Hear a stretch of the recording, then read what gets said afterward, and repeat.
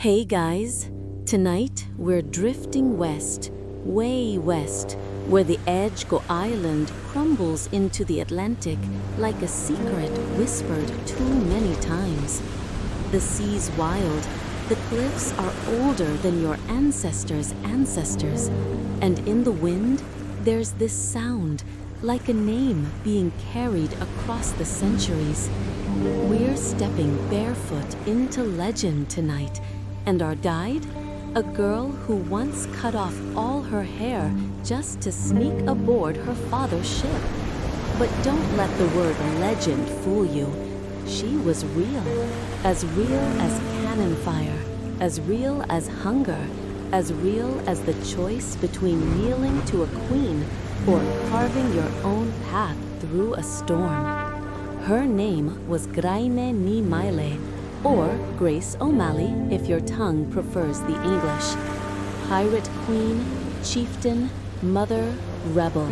She commanded fleets, held castles, gave birth on the high seas, and once walked straight into the court of Queen Elizabeth I without so much as a bow. And yet, somehow, history tried to forget her. Now, dim the lights, and let's ease into tonight's journey together. You'll walk the jagged edge of Ireland's western coast, each gust of wind slicing through your coat like the land itself is trying to send you back. But you don't turn around, you keep going. The night is thick as ink, and the sea, moonless and brooding, still glimmers with silver, like an eye half open, watching. The salt in the air is heavy, raw, and the waves crash against the rocks with the weight of centuries. You're not alone. Something is watching. Not a person. Maybe a memory. Maybe this story. Your foot grazes a low stone marker by the path, worn and moss-covered. Carved deep into its face is a single name, Grainne Mawr. Not Grace, not Granuaile, but the old name, sharp like the wind itself, Grainne. Your fingers brush the stone, and suddenly you see her. A girl, maybe 12, slicing off her long hair with a small blade. Each cut is an act of defiance against femininity, against fragility, against the idea of being told no. You can't go with your father, they said. You're a girl. She didn't argue. She just tucked the knife into her belt, stepped onto the ropes, and climbed aboard like the ship was her birthright. You're there, standing on the rain-slick deck, the men staring, stunned, and in their midst, Grace, hair ragged, eyes lit with something that doesn't belong on land. No one stopped her. No one dared. Because even then, there was something in her that belonged to the sea. The O'Malleys ruled Clew Bay like it was their backyard. No crown above them. Ships were their homes, knives their laws, and waves their allies. Grace grew up learning to read the ocean like a letter. Currents, wind, birdsong, all signs for those who knew how to listen. Once you stood beside her as her father pointed to the horizon and said, "That's where the storm will break before sundown." Grace just nodded. Then she smiled. "Good, I want to learn how to ride it." You thought she was joking. She wasn't. Weeks later, you were with her, clinging to the mast in a storm that felt like it would snap the world in half. The deck pitched, sailors were vomiting, praying, cursing.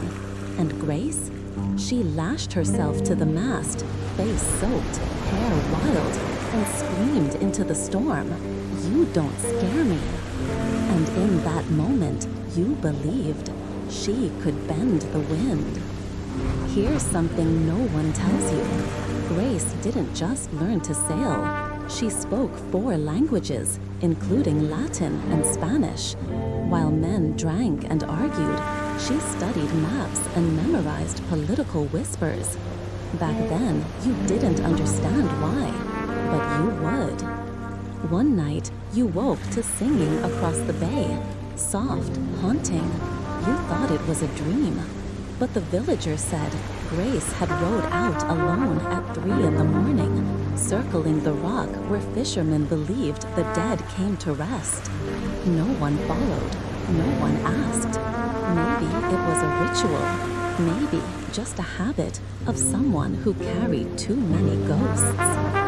And that's when you began to see Grace wasn't just a person. She was something Ireland had tried to bury. A graceful rebellion, a wild intelligence, a grief that refused to dissolve into the wind. So you kept walking with her, deeper into history, deeper into myth, into the shadows no textbook dares to reach. The waves still beat against the rocks, and that stone with the name Grania Mar, you swear it just shimmered, just for a second. You wake to the cries of seagulls and a pale light barely cutting through the morning fog. Last night feels like a dream, but the salt still clings to your skin. The rope burn on your hand still stings, and Grace is still here. But now she leads you inland, deep into the hills of her childhood. A place where kids don't cry when they fall. They grit their teeth, get up, and keep going. Belclare Castle, where Grace grew up, isn't the kind of grand stone palace you'd imagine. It's rough, more like a weather-beaten fortress, half swallowed by grass and bog, with moss-covered walls and the bitter scent of peat smoke curling from the chimney. The whole place feels alive, like it's watching, waiting to trap whoever dares step too far in. Grace was just 10, but she moved through the place like she'd belonged there longer than her ancestors. You followed her up slick stone walls to where she perched like a hawk, staring out toward the bay. Her father's ships were returning, flags snapping in the wind, but her eyes weren't on the sails. She always looked further, past the horizon. At dinner, she sat quietly as the grown-ups talked of political marriages, stolen land, English taxes. One uncle raised his glass and chuckled. "You'll need a strong husband, Grace, one who can keep you indoors." She smiled, soft as a whisper, but her eyes cold still in ice water. "Best I marry a man who can't swim," she said. "That way, if he makes me angry, I only have to give him a little push." You choked back a laugh. There were no dolls or silk dresses in Grace's childhood. She learned to tie knots faster than the deckhands, practiced throwing knives and shooting arrows, and rode without a compass. You saw her argue with her father over trade routes in Oflahurty waters, sharp, precise, like she'd rehearsed it in her sleep. He didn't smile, didn't scold, he just nodded. There's a story few tell. When Grace was 12, a group of Spanish merchants wandered into Clew Bay, unaware they were crossing into taxed waters. They were greeted kindly until their cargo was gone. Grace stood next to the Spanish captain and asked, in perfect Spanish, "Do you know what a wind fee is?" He blinked. "No. It's the price the wind charges to let you leave this place alive." You had to turn away to hide your grin. No one knew where she'd learned her language. Some said it came from a captured Spanish sailor who bought his freedom with lessons. But you remember, nights she'd stay up, listening to drunk mercenaries mumble old war stories, and by morning she'd repeat every word back, flawless. At 13, Grace sailed out alone for the first time. No adults, no protection, just a small boat and 5 older crewmen.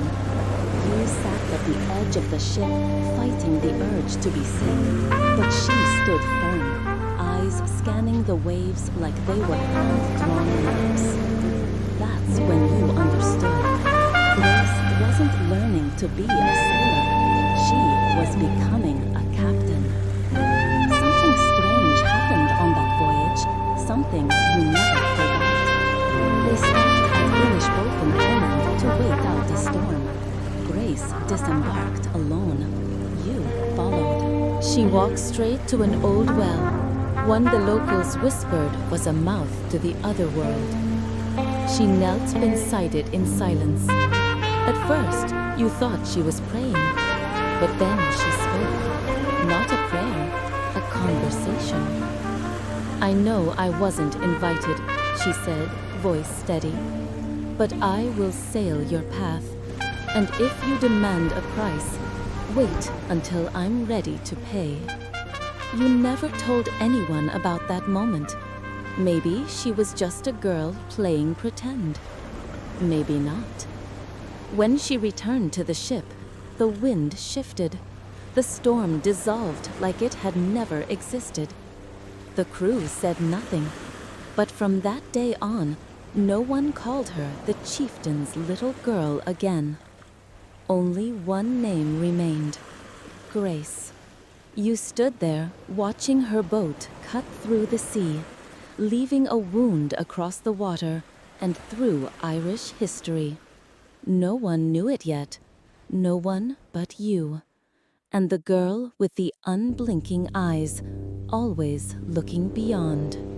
You don't remember the exact moment Grace stopped being a stubborn girl and became the woman the entire west coast of Ireland would one day fear. Maybe it's because her transformation wasn't a thunderclap. It was slow, more like salt in a cut, the sting of betrayal, the sharp nick of a blade, again and again, until one day no one dared call her O'Malley's daughter anymore. You were standing in Tuam when the news came. Grace was marrying Donal O'Flaherty. Donal, heir to a powerful clan in Connemara, was known for his fiery temper and his firm belief that women belonged at home. You shook your head. Grace only smiled, a thin, razor-edged smile. "It's fine," she said. "He has land. I have time." The wedding was simple. No grand church, no parade of musicians. But the next morning, you noticed something strange. Grace never moved into his house. Instead, she pitched a tent beside the docks. Every morning, she still went out to sea. Every night, she charted the tides by candlelight.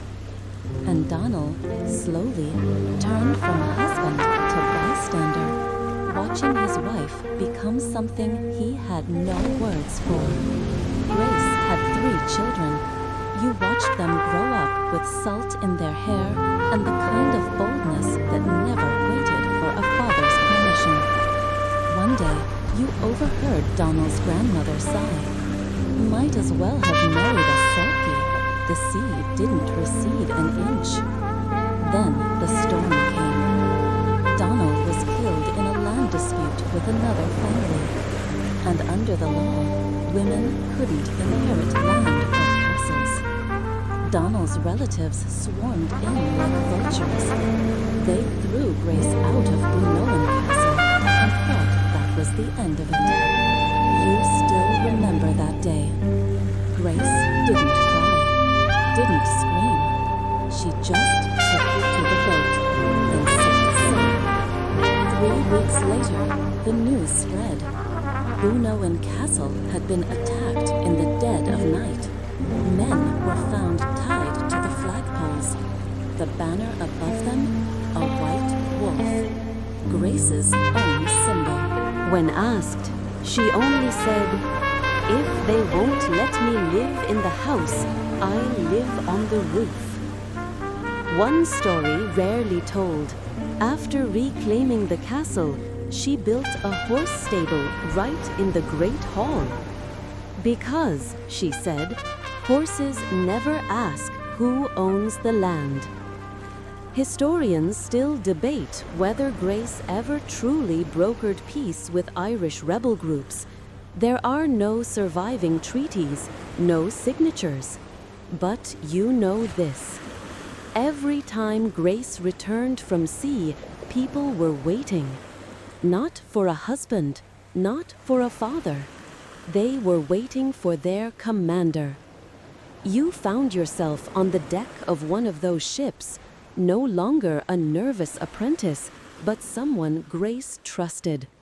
She'd signal you when to shift course, hand you the maps when it was time to negotiate, and you learned her strength wasn't in force, it was in making others believe she had none. Once, when cornered by pirates in a narrow bay, Grace ordered the crew to dump all valuable cargo into the sea. Then she lined the deck with barrels of seaweed and old potatoes. When the pirates boarded, they found nothing but scared farmers, so they left. And later that day, Grace turned the ship around and took all 3 of their vessels while the pirates were on shore eating lunch. You laughed so hard your ribs ached remembering their faces. One night, after a heavy rain, you stood with Grace at the ship's rail, staring up at a sky as black and soft as velvet. She pointed to a single star. "They call me a pirate," she said, "but really, I'm just a merchant in a world that hates women who name their own price." You thought it sounded simple, but then you understood. That was what made Grace dangerous. She never needed to be a man to take power. She just refused to ask for it. You walked behind her, boots crunching over damp stone and oyster shells, following Grace into the mist that curled low over Clew Bay. This time, you weren't there to fish or to fight. This time, she was there to negotiate. A French captain had arrived on Irish shores, the kind with a reputation for smuggling contraband and betraying allies and enemies with equal flair. He came offering a partnership. Grace agreed to meet him on her own ship. No weapons allowed. At least none that could be seen. But you knew her well. She never trusted a man like him. She had 3 daggers hidden, one in her boot, one in her sleeve, and the 3rd braided into her hair. They met beneath the damp white cells, fog catching on the ropes like spider silk. The Frenchman talked a lot. He spoke in winding phrases, mutual gain, strategic alliance, a once-in-a-lifetime opportunity. Grace just ate an apple, nodding now and then, her eyes unreadable. You saw it, her lips moving ever so slightly, counting. 1, 2, 3. And right on cue, he slipped, revealing the route of his main shipment line. She swallowed the last bite. "Good," she said. "Thanks for sharing. Now we know which ships to rob." You almost choked on your breath. Most people think of Grace as just a pirate, but you knew the truth. She was one of the most powerful maritime trade coordinators along Ireland's western coast. She managed an unofficial network of captains, Scots, Basques, Moors, even a few Dutchmen. They met under full moons and thick fog, never in the same place twice. You remember one such night, standing at the bow, watching figures approach with faces half covered. Some were exiled nobles, some clearly hired killers. But every last one of them listened to Grace as though she sat on a throne, not the wet planks of a ship's deck.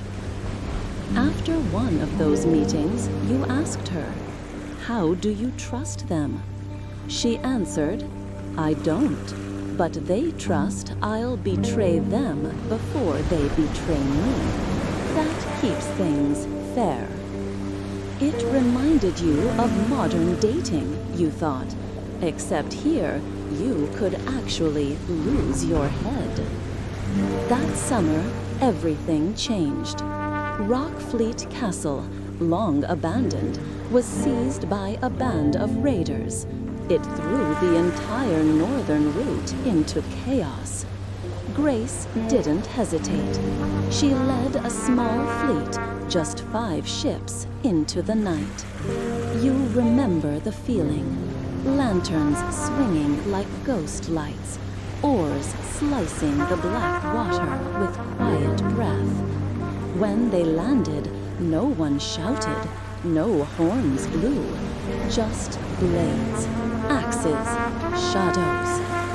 By sunrise, the castle had changed hands. There wasn't much blood, but the leader of the raiders was left hanging upside down over the gate, a wooden sign nailed above him, "Not accepting guests." Rockfleet became her base, one of the only places Grace ever called home. You remember the light of late afternoon skimming across the cold stone walls, her silhouette framed in it as she read letters from sailors across the sea. One wrote of a shipwreck off the Scottish coast, another sent a new folk song, and one, only 2 lines. "The English draw closer, be warned," signed simply H. H, a man you'd never met, but his name haunted you like tide sounds in the night. You asked her once. She shrugged. "An old friend or an enemy I haven't decided on, maybe both." There are theories about H. Some say he was an English spy seduced by Grace. Others think he was a rebel leader from Spain. But you remember clearly. One day, Grace burned one of his letters without reading it. No blink, no tremble. And yet, from the moment Rockfleet became headquarters, Grace began to change. She was no longer just a storm on the water. She became something bigger, a system, a fleet, a force. And that force had drawn attention. The English began to notice. Not because she was a pirate, but because she was a successful woman. Reports sent back to London described her as a sea witch, a woman who weakens men's resolve. One even read, had she been born male, she would have been a general. You remember the day the summons arrived from the English governor in Galway. They demanded Grace appear, unarmed, without crew, to declare her loyalty. Grace laughed. This time, not the thin smile of a blade, but the grin of someone who sees the trap and walks into it anyway. But in her mind, she'd already planned how to steal the trap itself.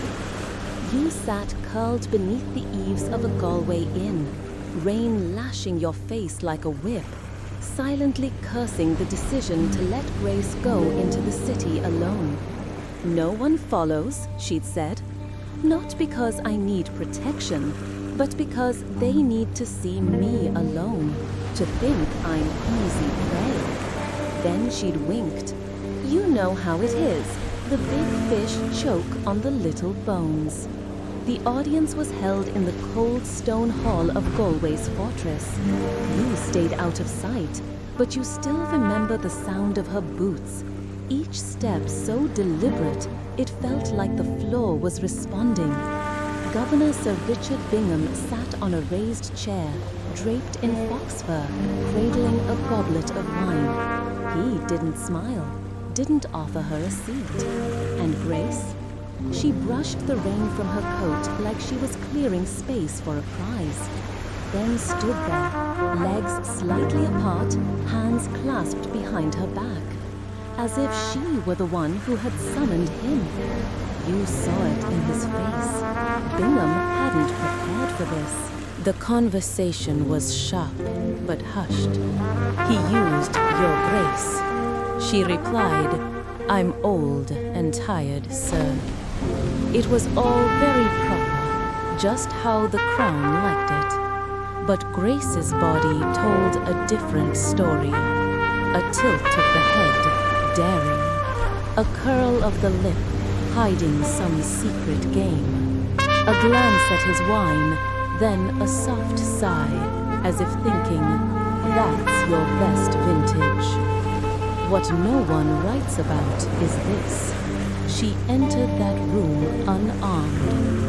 But when they asked her to sign a pledge of loyalty to the Queen of England, she took out a sharp hairpin and carved into the wooden table, "I serve the sea, not the throne."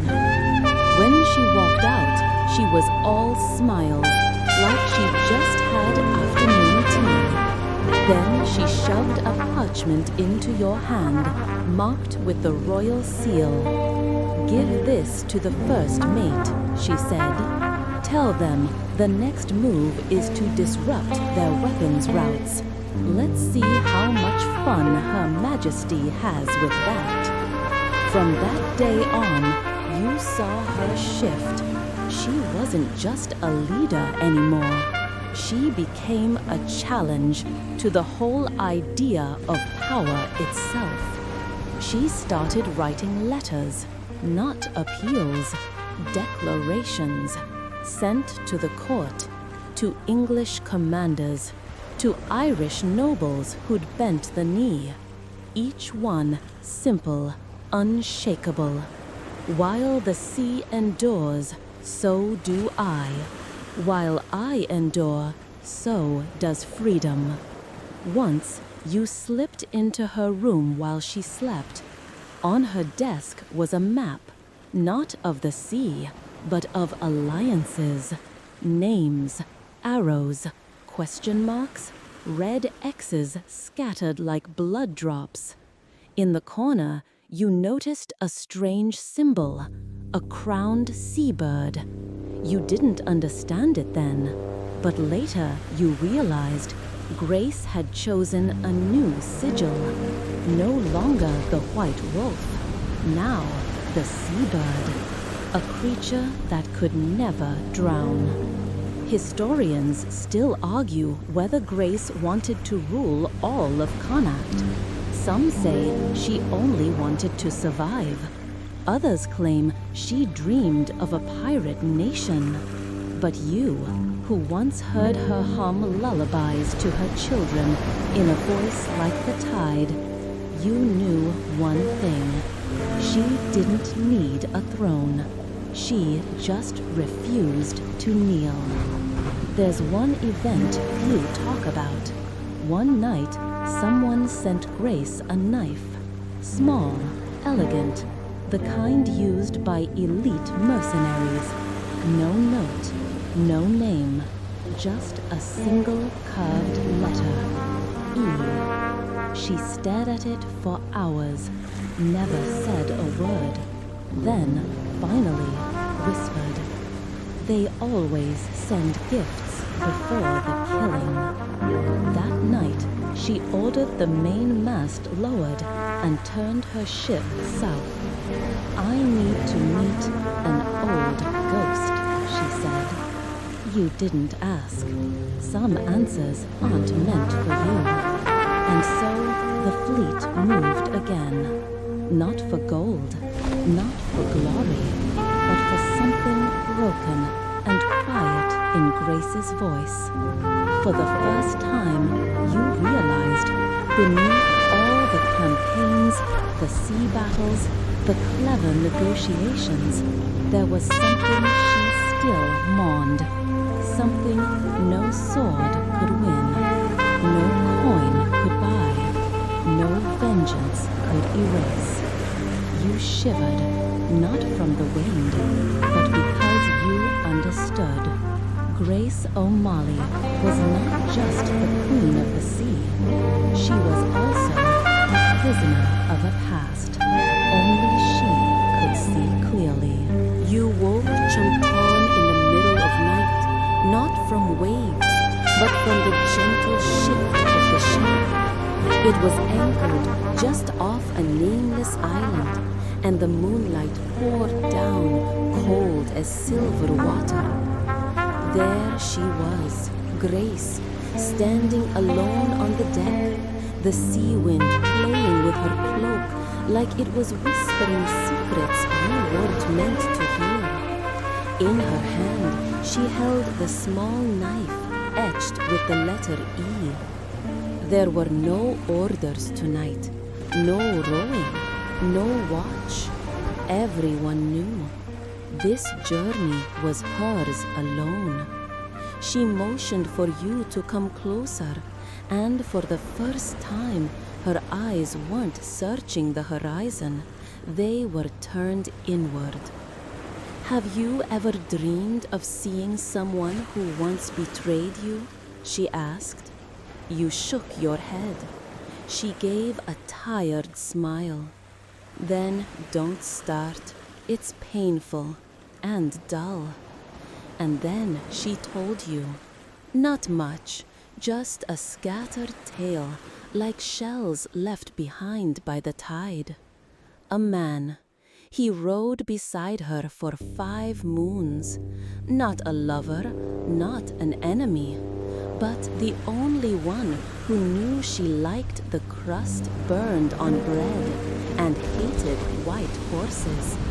He once saved her life in an ambush. 6 months later, he led English troops to her base.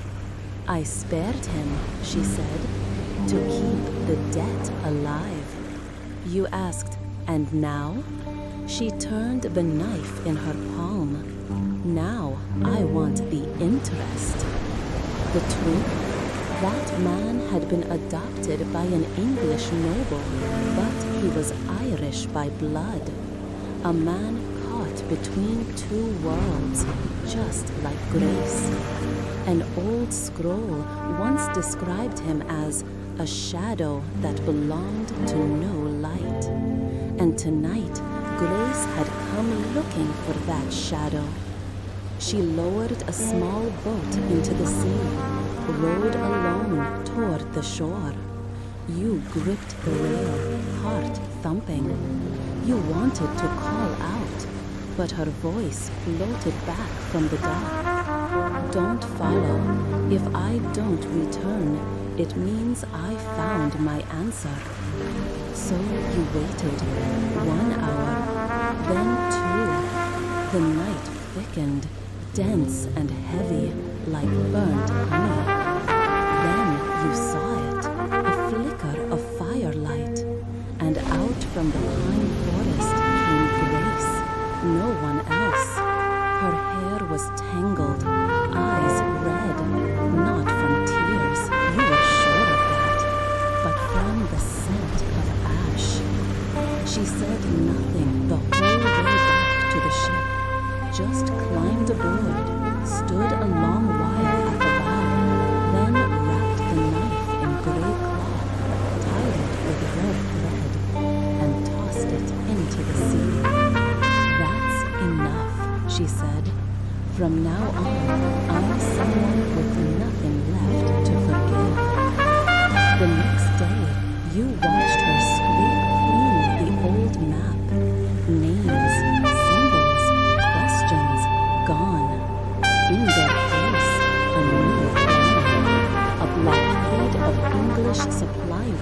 in the Eastern Sea. All the way, she said, no more halfway measures. Historians still argue about what happened on that island. Some say Grace killed him. Others say they talked all night and parted in silence. A French scholar once wrote, "Only those who have forgiven their past dare face the future." But no one knows for sure, except you. Because you saw her return with eyes that held no storm. And after that, the reckoning began. Grace led the fleet around English waters, striking toll stations, sinking supply ships, even setting fire to a port town, just to deliver one message. No one rules the sea, except the sea. You followed her everywhere, to the desolate shores of Arran, the deep green of Dingle Bay, the towering sea caves where the tide sighed like a tired god. Every place held a story, an ambush, a chase, a win. You remember the time a young sailor was wounded, too weak to row. Grace didn't hesitate. She leapt down, took his place herself, and the oar creaked like the beating heart of the ocean. Leadership, she said, isn't giving orders from afar. It's drawing your blade, rowing the boat, and knowing when to let everyone else fall back. That night, you thought about everything you'd seen. About the woman who was once the daughter of a fallen clan, the mother separated from her son, the queen without a throne, but with hundreds of sailors who bowed their heads in silence. And you understood. You weren't just living through history. You were living inside a legend.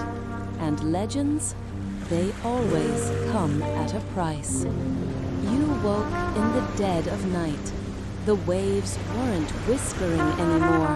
They were howling, crashing like fists against the hull. Wind shrieked through the sails, cold enough to rip the soft thoughts right out of your mind. And there she was, Grace, already standing at the rail, fists clenched, her cloak flaring like a battle flag. You didn't need to ask. You could feel it. A storm was coming, and not just the kind that lives in the sky. They've moved, she said. 3 forts, 6 escort ships along the eastern coast. The only thing they don't have is the belief that we'll strike back.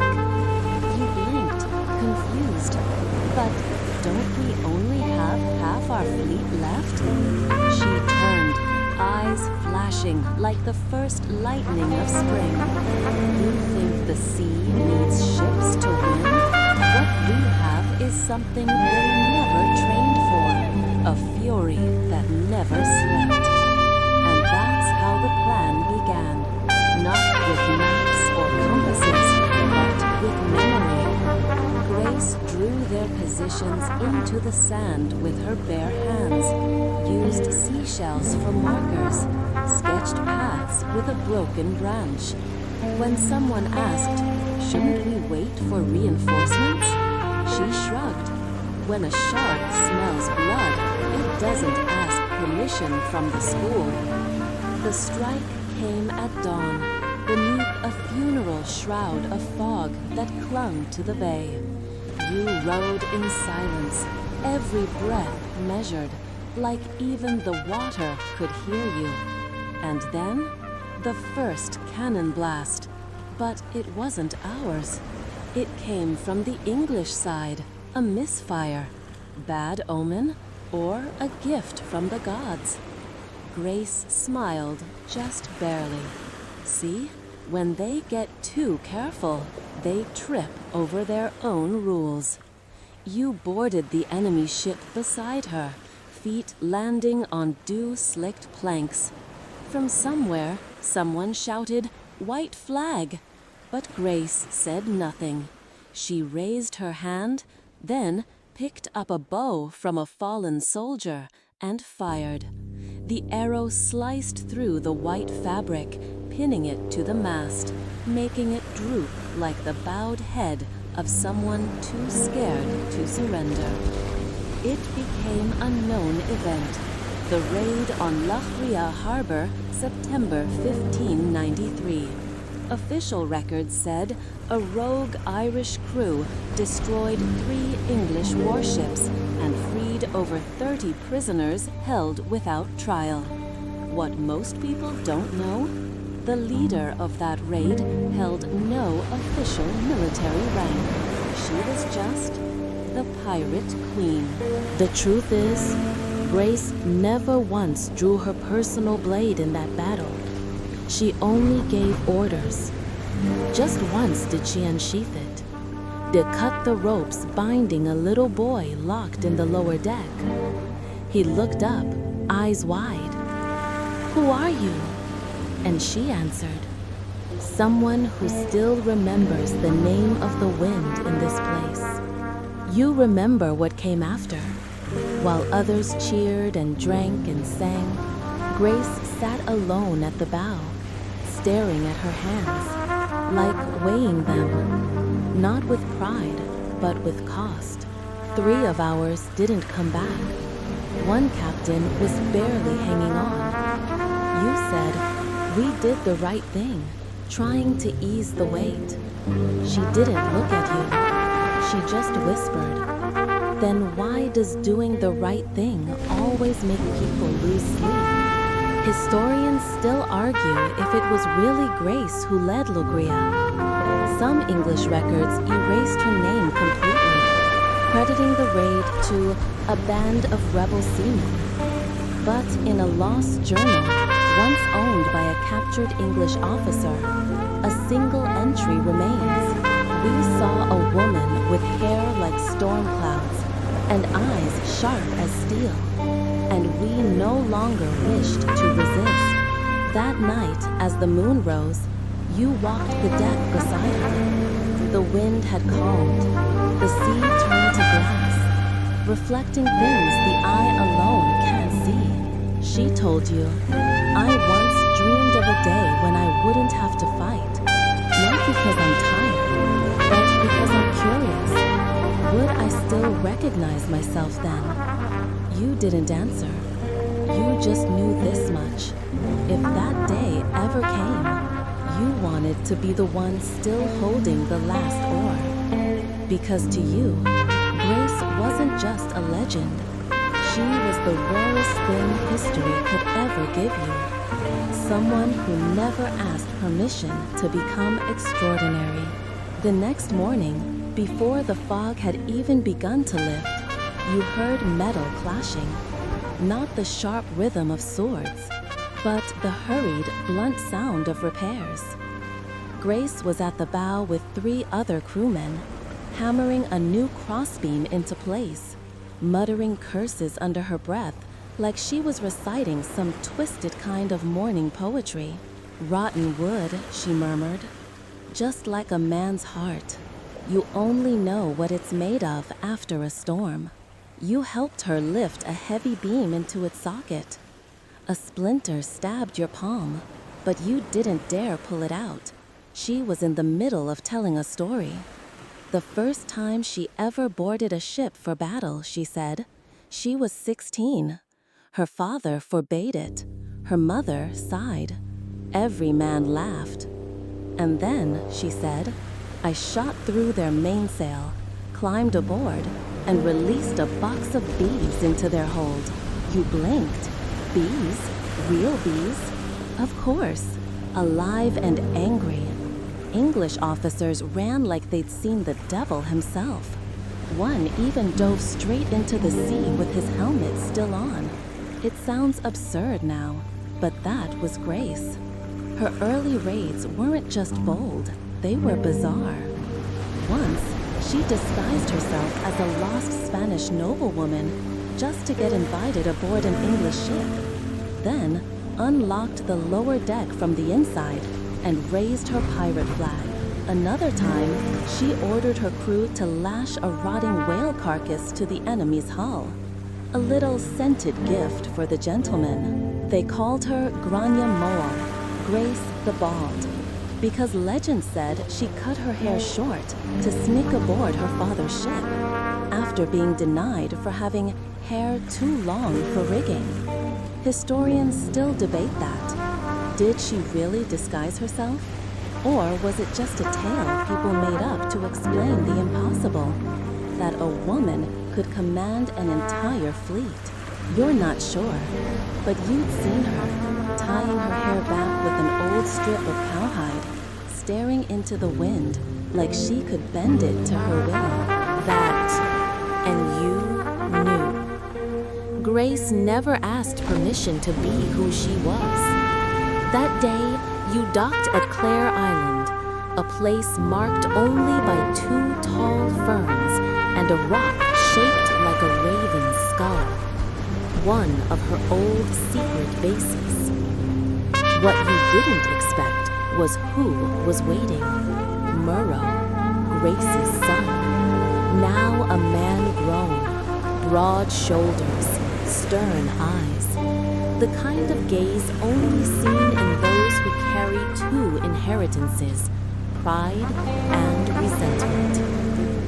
I heard you're going to see the Queen, he said, voice colder than the stones beneath your boots.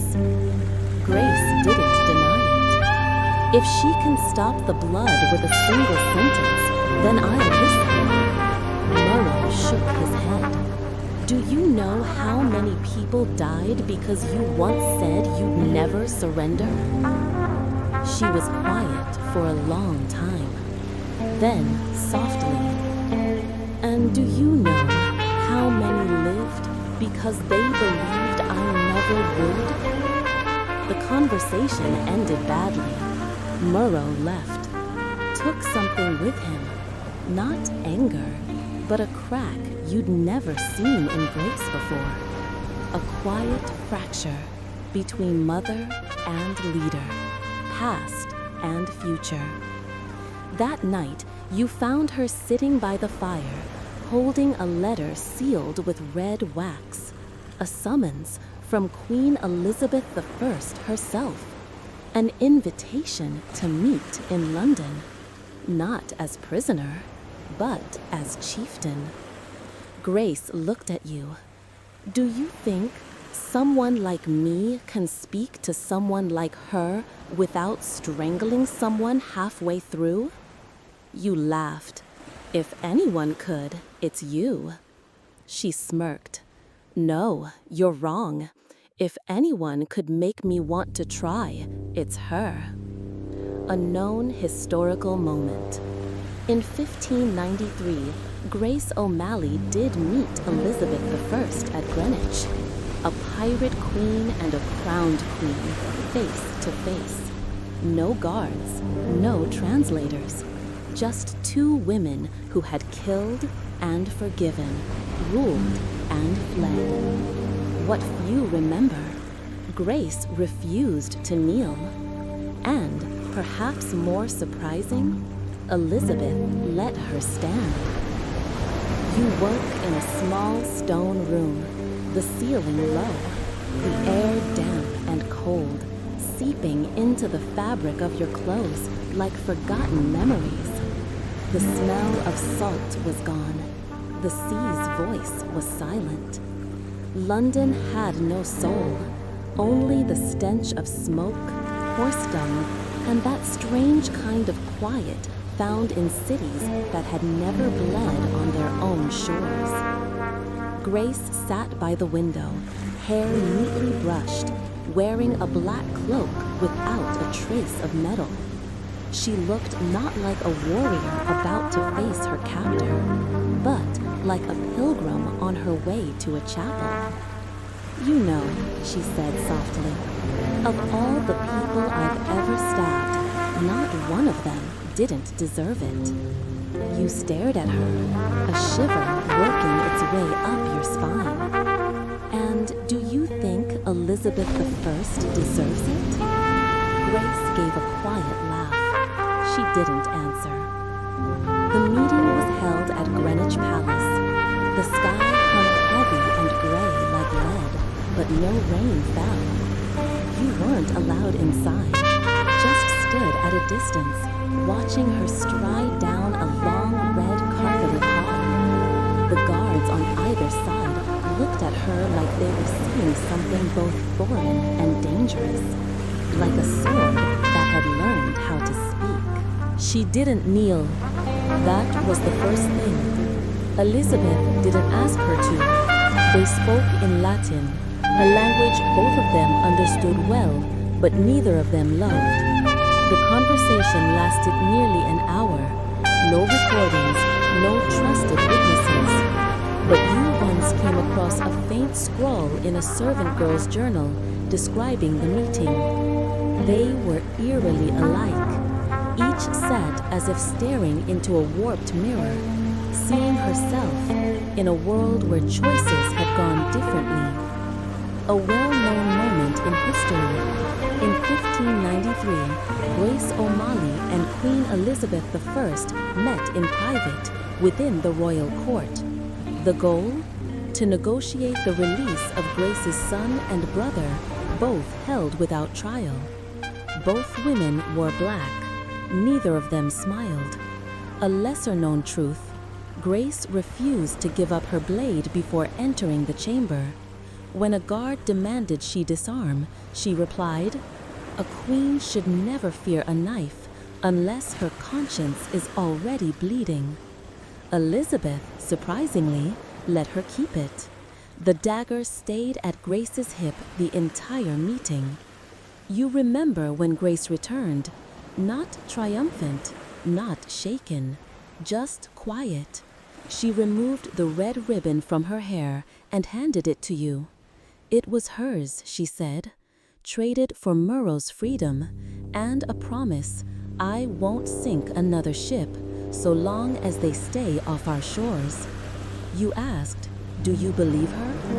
Grace looked at you with eyes the color of sea stone underwater. I don't need to believe her, she said. I need her to know I'm not afraid of her. Historians still debate what that meeting actually accomplished. Some say it led to a brief peace, that Grace lived out her next years undisturbed. Others claim she returned to aiding the Irish rebels quietly in the dark. But you remember clearly. In the months that followed, Grace drifted. She didn't sail as often. She'd stand on the cliffs, staring out to sea, like she was waiting for something that would never come. Once you asked her, do you miss the battles? She shook her head. No, I miss believing I couldn't lose. One gray afternoon, just like the day she met Elizabeth, you found her writing a letter. She never sent it. She never wrote a name. Just one sentence. If I had been born in a palace, the world might have been ruled by wind. You never found out who the letter was meant for, but part of you thinks maybe it was for herself, or maybe it was for you. You'd returned with her to the western shore a few weeks later, just as the seasons began to shift. The winds no longer howled like war horns. They whispered now, long, tired sighs brushing across the rocks. Grace stepped down onto the familiar black stones, bending to pick up a broken shell, as if asking the earth itself whether it still remembered her name. We're not young anymore, she said, as though you hadn't noticed that yourself. Every morning, with knees creaking like an old ship's door. But the sea, she went on, the The sea never changes. It doesn't love. It doesn't hate. It only remembers who dared go deepest. A group of young sailors waited at the dock, fresh faces, never blooded. They called her Grandmother Grain now, half in reverence, half in jest. She didn't mind. She only asked, "Have any of you ever heard stones cry?" They laughed, thinking it a story for children. She didn't laugh. "Then come with me." And you did, one more time. Not to fight, but to bury something. You traveled to a kill sound, an old place, a narrow strait once used by Grace's fleet as a crossroads, where the currents were so fierce that faint-hearted rowers would never dare cross. But this time, it wasn't for battle. It was for a funeral. She brought 3 small wooden chests. No one knew what was inside. Only you and Grace lowered them into the water, anchoring each with stones before letting them sink into the swirling tide that pulled backward into the bay. You asked her, "What was that?" She answered, "Memories, the kind I don't want my children's children digging up." A well-known truth. In her final years, Grace O'Malley rarely appeared in public, but she never truly disappeared. She maintained her old network, smuggling routes between France and Spain. They said she retired, but really, she had just traded her blade for parchment. Still a pirate, just with a different battlefield. A stranger truth. Once, she sent a barrel of wine to an English outpost. Inside, they found a dead sea snake with a scrap of parchment in its mouth that read, "This is how the sea says, don't come closer." Historians still argue over whether she truly left the fight or merely slipped into the shadows to protect her king.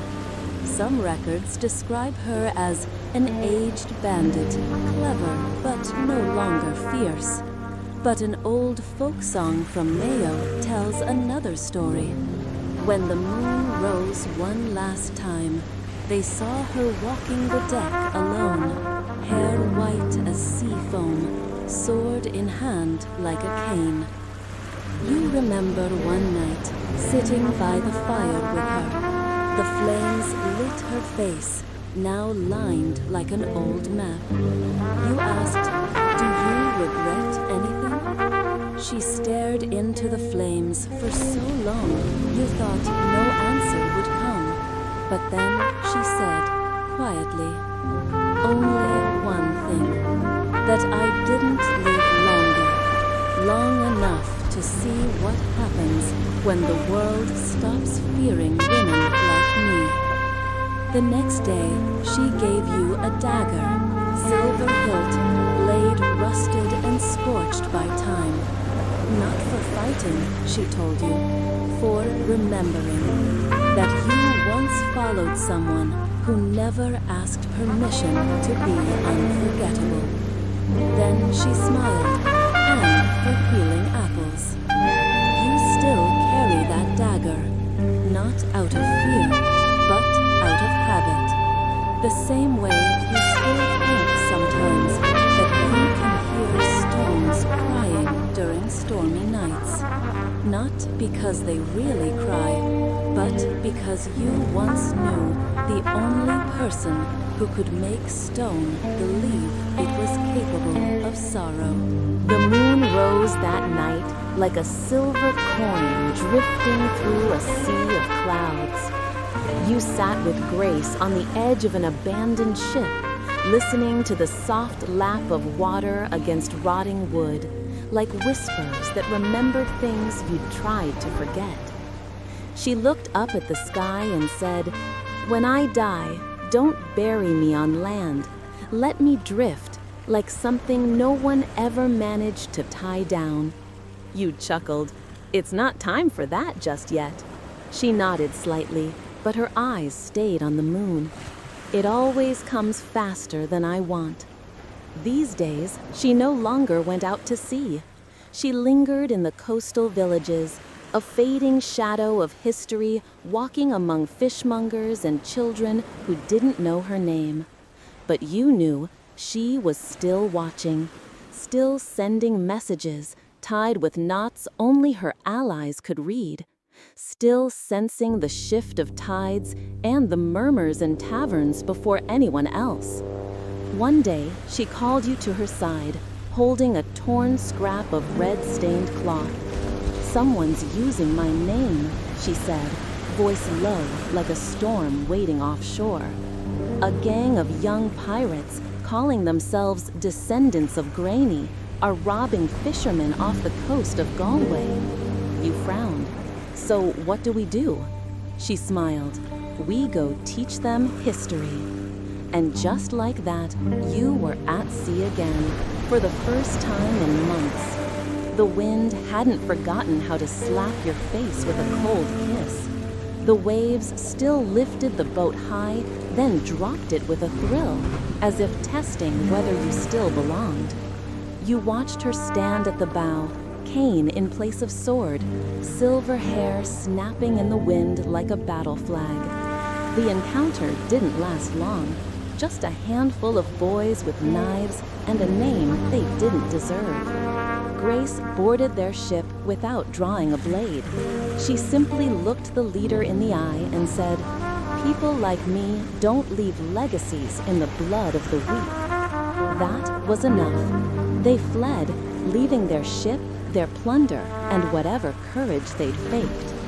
You sailed their boat home in silence, no victory songs.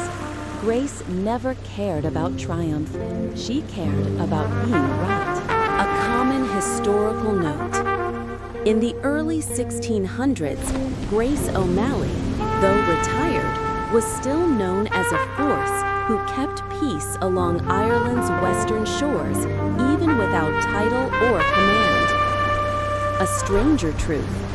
In a crumbling church near Clew Bay, someone carved into stone a woman holding a sword standing between two ships. Below it read, "Grania Mall, she guarded the sea, not the crown." Historians still argue, did she truly continue to command from the shadows, or is that just myth? But some records agree on one thing. English ships avoided the waters near Atchel and Clare on moonless nights. Too many whispered of a pale figure still patrolling the waves. You remember how she looked at you when you returned to port. "Not everyone gets to choose how they leave," she said. "But if we dare to live like a storm, then at least let's fade like thunder, something no one forgets." That day, she gave you a small oak box. No lock, no markings, just wood, worn smooth by time. "Don't open it," she said, "not because what's inside matters, but because belief needs a closed space to stay warm." You held the box all the way home. Never opened it. Still haven't.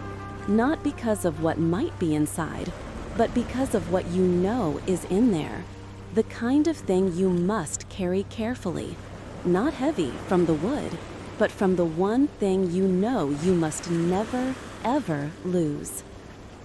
You woke to a morning thick with fog, the sound of the sea muffled like it had been wrapped in a damp wool blanket. Grace was gone.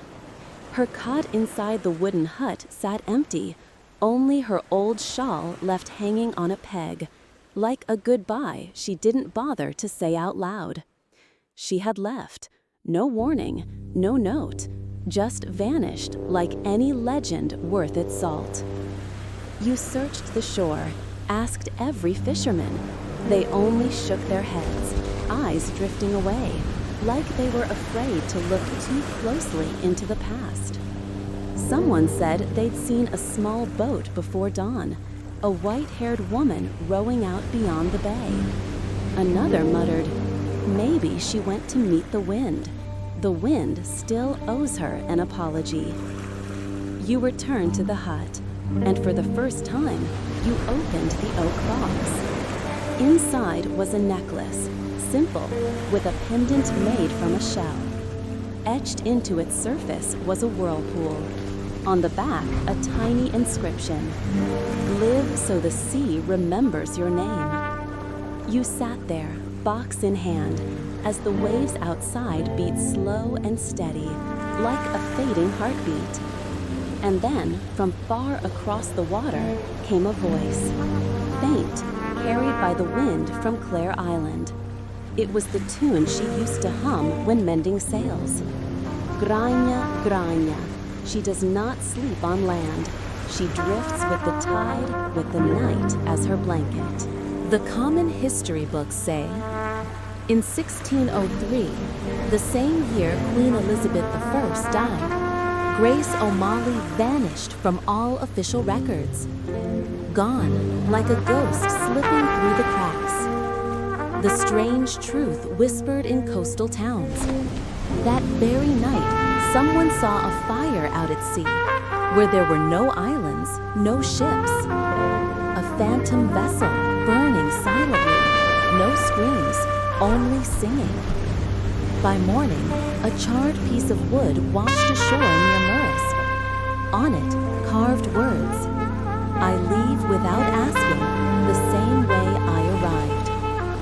Historians still argue, did she die at sea? Disappear into solitude? No graves ever been found. No portrait remains. Only songs. And a fear that still makes English captains avoid the waters near Mayo after dark. You became the keeper of her story. Not the storyteller, the keeper. Because some truths don't need embellishment, only to be held carefully, like a flame in a storm, small but warm enough to keep memory alive. Years later, you met a little red-haired girl drawing a ship in the sand. You asked, whose boat is that?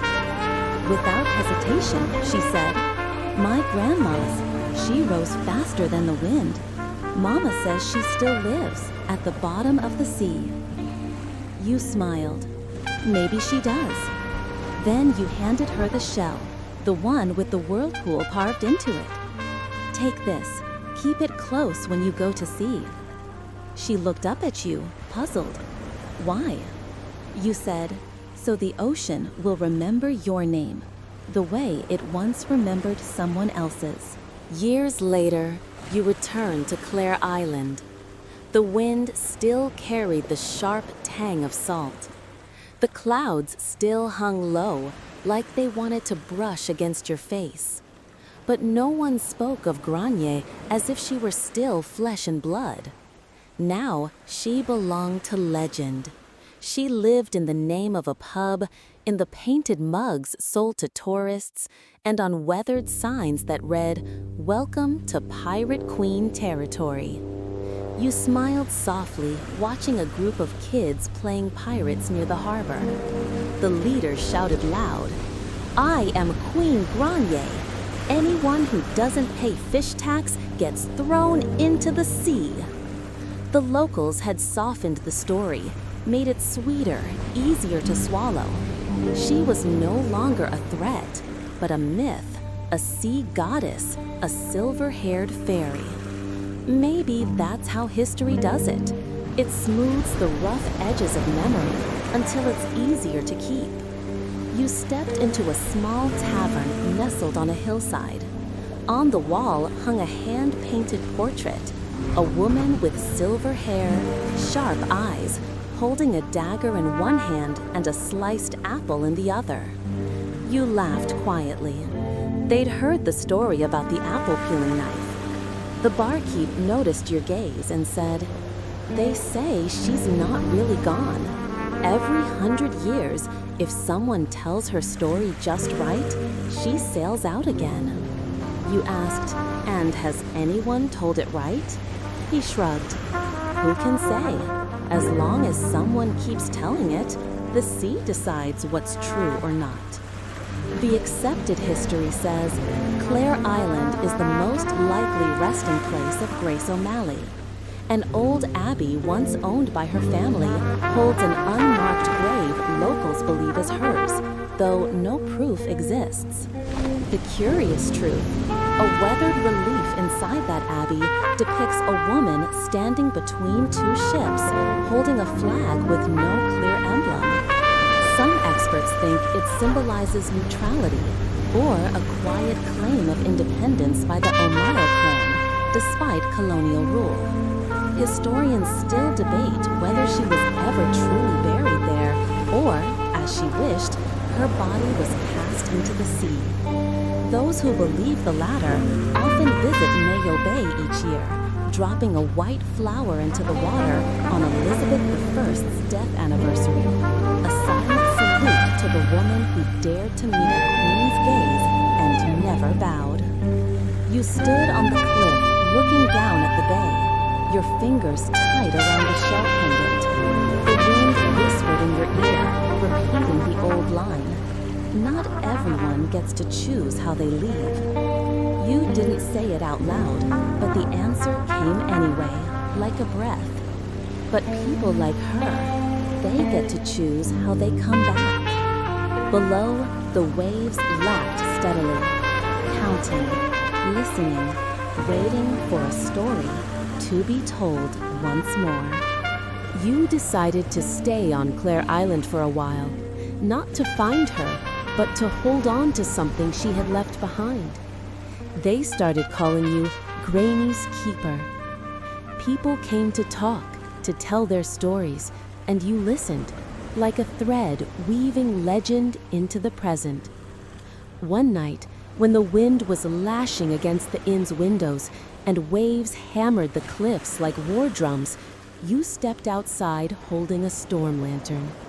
Something pulled you toward the northern rocky shore, the place fishermen avoided, saying the wind there spoke in the voices of the dead. You stood between the stones and the wind when suddenly your lantern flickered out. But it wasn't dark. The moon was torn into shards by drifting clouds, scattered over the sea like lost silver coins. In that moment, you heard the sound of oars. Impossible! The sea was restless, wild. Then, a shadow emerged at the horizon. No clear shape. Too long to be a fishing boat. Too smooth to be a drifting rock. You couldn't look away. Your heart thundered, not with fear, but with something familiar. Like an old song remembered after years of silence. You shouted, "Granny?" The wind screamed back, swallowing her name into the waves. No reply, but you felt someone was listening. Many 18th and 19th century journals by scholars and local surveyors along Ireland's west coast recorded tales of Granny's ghost ship appearing whenever great upheaval struck England or when a new queen ascended. A message from one who once stood eye to eye with royalty. In 1821, an explorer named MacDougall wrote in his journal about seeing a ship without a flag near Clare Island while charting the coast. He described the steady sound of oars but saw no crew. The sketch he made resembled a ship type only the O'Malley clan ever used, vanished nearly 2 centuries before. Whether these accounts are folklore or glimpses of an unexplained natural phenomenon is debated. Some say the ghost ship is just waves playing tricks with moonlight. Others, mostly locals, just shrug and say, not everything needs explaining. Sometimes all you have to do is listen. You never told anyone about that night. But since then, whenever the sea wind howls, you close your eyes, clutch the shell pendant, and think of the oak box. The box meant to hold faith, needing space to keep its warmth. Because sometimes you don't have to see someone to know they're still there. You left Clare Island on a rare sunny day. The grass wasn't soaked with dew like every other morning, and the sea was strangely still, like it was resting, not saying goodbye. You didn't take much with you, just the shell pendant, a notebook full of scattered notes, and a name that still echoed softly in your mind, Granier. The world outside kept turning, indifferent to a pirate queen or an unfinished story. But whenever someone asked, did she really meet the queen, you'd smile gently and say, she didn't just meet her, she made the queen listen. And then you'd tell the story. Never the same way twice. Sometimes starting with the raid on Duna Castle, sometimes with the meeting at Greenwich, sometimes simply with a breeze rushing past an open window. Each listener carried away their own version. An old woman swore Granier could call the rain and command the wind. A boy claimed he saw her riding a whale near Galway. An old sailor said whenever he spent too long at sea, he could hear her scolding from the waves. Still not back on shore, you lazy dog. Historical fact. Grace O'Malley's legacy was revived powerfully in the 20th and 21st centuries, especially by Irish women's rights movements. She became more than a rebel. She became a symbol of autonomy, leadership, and the power to challenge an empire while holding on to identity. In 1982, a French playwright claimed to have dreamed of Granier. When he woke, he immediately wrote a play in Gaelic, though he'd never studied the language. The play, Tide's Daughter, was performed only 3 nights in Dublin, then vanished along with its original script. Was Granier O'Malley truly the first feminist? Or just a woman using every tool to protect her family and power in chaotic times? Maybe it doesn't matter anymore, because she didn't live to be a symbol. She lived to steer her own sails, choosing the course, chasing the winds she wanted. Now, as night falls, you lie still. The light's gone out. The sea has pulled away. There's only your breathing and distant echoes from the 16th century, where an Irish woman stood tall through the storm, never bowing her head. Maybe you don't sail ships, don't spin tall tales, don't face queens, but inside you carry a map of memories, emotions, like flickering flames on a cold night. And if tonight, in your dreams, you hear the steady rhythm of oars or a low, hoarse whisper beside your ear, remember me? Smile. You kept the promise. You told the story. Now, breathe slow. Let go.